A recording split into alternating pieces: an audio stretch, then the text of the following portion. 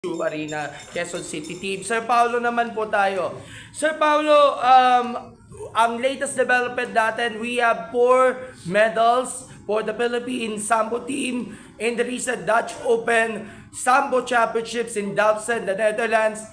Although, alam ko hindi kayo nakasama sa team dahil may inasikaso ka pa sa Manila. So, kamusta ang performance natin? Dahil of course, magitid ko na rin yung ilan sa mga nagmedal. Sina Sydney C. Tangkodchan won the gold in plus 80. Si Coach H. Larida, nanalo po siya minus 98. Yung, alam ko bagong salta ninyo, Maria Lua sa minus 80, silver medal. And then si Chino yata is also won sa plus 98 kilograms and nakapip lang yung nag-iisang combat natin, si Godwin Lambayan. So, can you talk about, talk to us, yung nangyari dyan sa Philippines Sambo team sa nagdaang Dutch Open. Kamusta ang performance all throughout based sa monitoring ninyo with the team?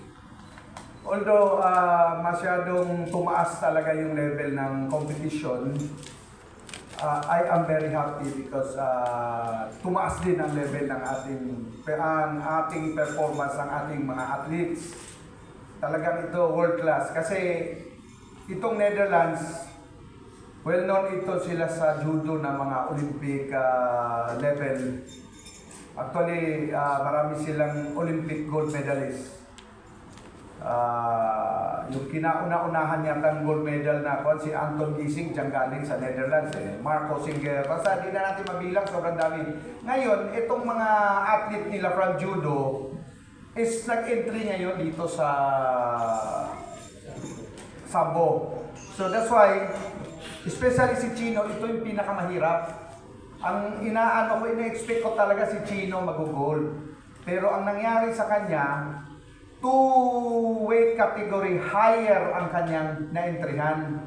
Kasi yun ang i-champion niya last year. So ngayon na-entryhan siya. So dito siya lumaro sa 98 kilos and above. So wala nang meaning, pag 98 kilos ka na, wala nang limit, heavyweight na. So yun ang nakalaban niya. First bout, yun ang nakalaban niya. Buti na lang meron silang yung repacharge, double repacharge. So, nakasingit pa rin doon sa bronze kasi tinalo niya yung isang Netherlands. So, pag you're the host, walang limit, pwede mong ipasok kung ilang entry na pwede. So, yun ang advantage nila. Ngayon, si Olympic level talaga ang kalaban ng Chino, talagang malakas. So, doon ko rin nasukat yung kanyang kasi si Chino is vying for LA Olympics. Gusto niya mag-qualify. So, talagang sinubukan namin. And itong si Godwin naman, ang lone natin, combat Sambo, Netherlands din na nakalaban niya. Bata pa yung nakalaban niya, mga 19 years old lang.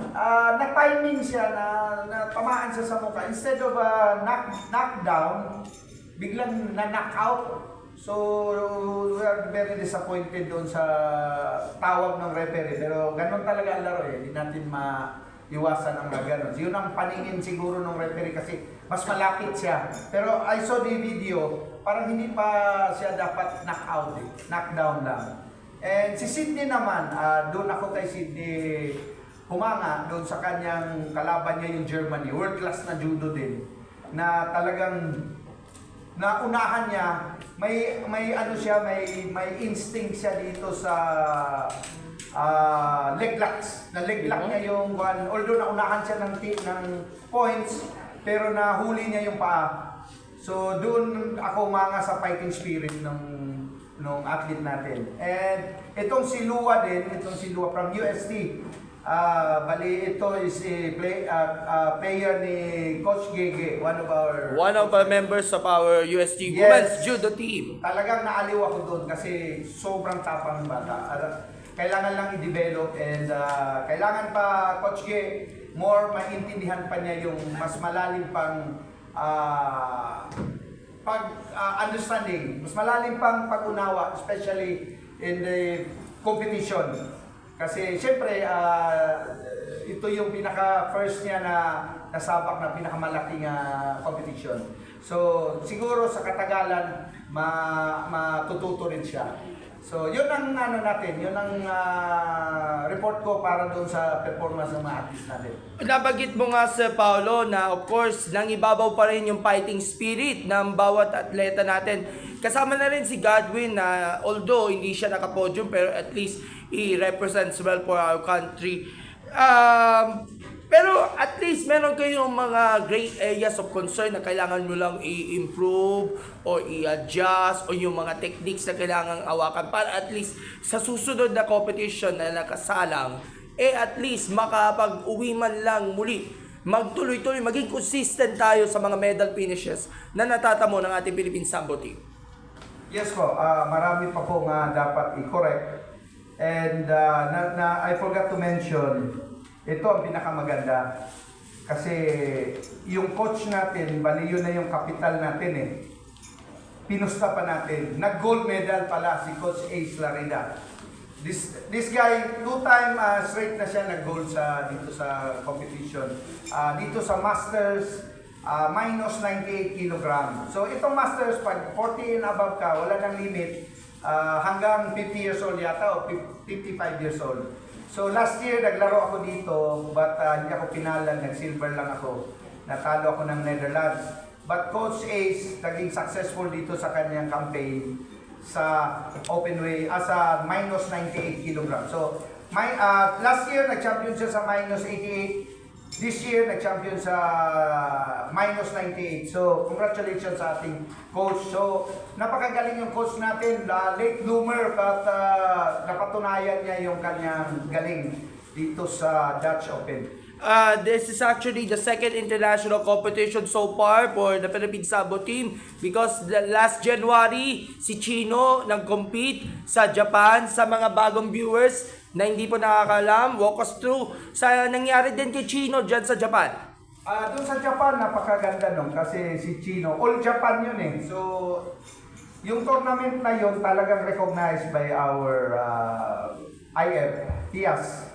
So si Chino lang ang na-invite doon as the guest player, kumbaga doon sa heavyweight division. Pinalad tayo, nag-gold medal tayo. Malaki ang paghanga ni Tanaka, Sensei Tanaka. And maybe pupunta rin siya dito to conduct a seminar. And yun nga, tuloy-tuloy na, masyado kaming masaya dahil first quarter pa lang, nagpakita kaagad ang mga athletes natin ng gilas. Kumbaga, nanalo tayo ng gold medal. And meron pa tayong upcoming tournament this coming April 5. Ito ang pinakamalaki at pinaghahandaan namin itong US Open sa Atlanta, Georgia, ngayong April 5. So, ngayon, pagdating nila, diretso sila sa American Embassy para to surrender their passports. Actually, ang US Open, sino yung mga participants from Philippine Sambo na ipapadala dito sa competition na yun? Yung ating ipapadala talaga naka-reserve yun. Itong ipapadala natin for the US Open, ito yung si AC Liniak. Siya yung number 5 ranking in the world. So imagine, from Philippines, number 5, Combat Sambo Women, minus 80 kilogram. And our number 7 ranking under minus 50 kg si Jo Marie Torres. Tapos babalik ulit si Sydney Chino and apat sila. Alright, so exciting times ahead for Philippine Sambo para dito sa mga papadala natin mga atleta dito sa iba't ibang mga competitions sa lineup. Okay, so sa ating mga members, can we ask for some questions? Please raise your hand para makapagtanong po tayo sa ating bisita. Coach, magtanong ka na. Alright, recognize natin si Coach J from Bulgar. Dito na lang. Ayan, hello. Hello, good morning po sa ating mga ka-members sa TAPS.